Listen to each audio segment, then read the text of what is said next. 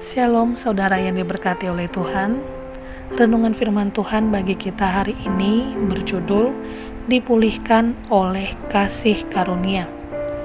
Saya akan membacakan satu ayat firman Tuhan bagi kita, terdapat dalam Mazmur pasal 51 ayat 3-4.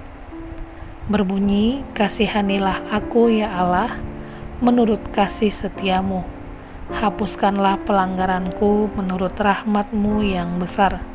Bersihkanlah aku seluruhnya dari kesalahanku, dan tahirkanlah aku dari dosaku." Setiap manusia pernah jatuh dalam dosa dan pelanggaran. Tidak ada seorang pun yang sempurna di hadapan Tuhan. Melalui kelemahan daging, pikiran yang salah, perkataan yang tidak membangun, maupun tindakan yang menyimpang dari kehendak Allah, manusia seringkali gagal hidup seturut dengan firman-Nya.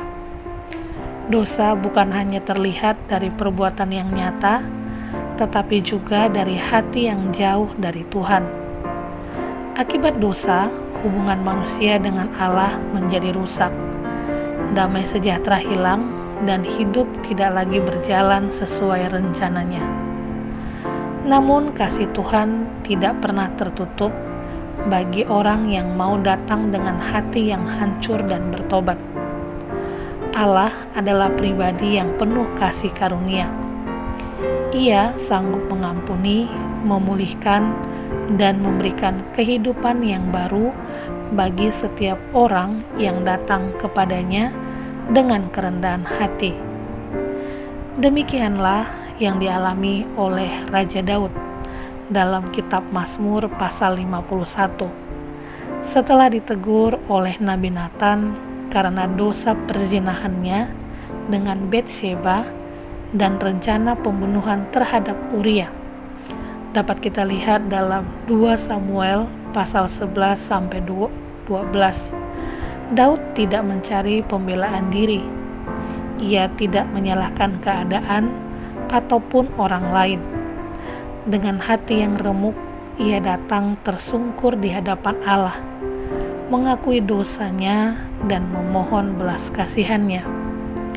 Daud sadar bahwa hanya Tuhan yang sanggup mentahirkan hati dan memulihkan hidupnya. Karena itu, ia berseru memohon kasih karunia Allah. Inilah sikap pertobatan yang sejati. Hati yang mau dibentuk, ditegur, dan dipulihkan oleh Tuhan.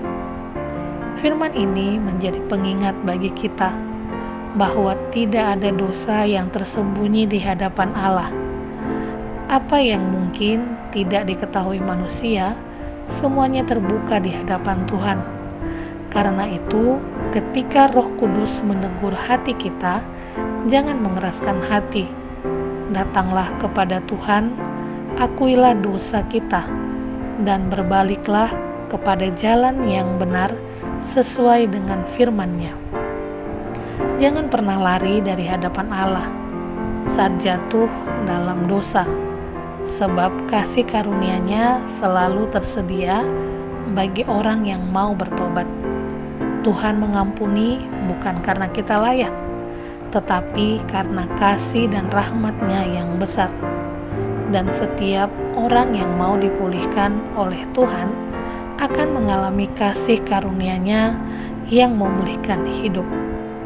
Amin. Selamat menjalani aktivitas sepanjang hari ini. Kiranya Tuhan senantiasa menyertai, melindungi, dan memenuhi hati kita dengan damai sejahtera-Nya.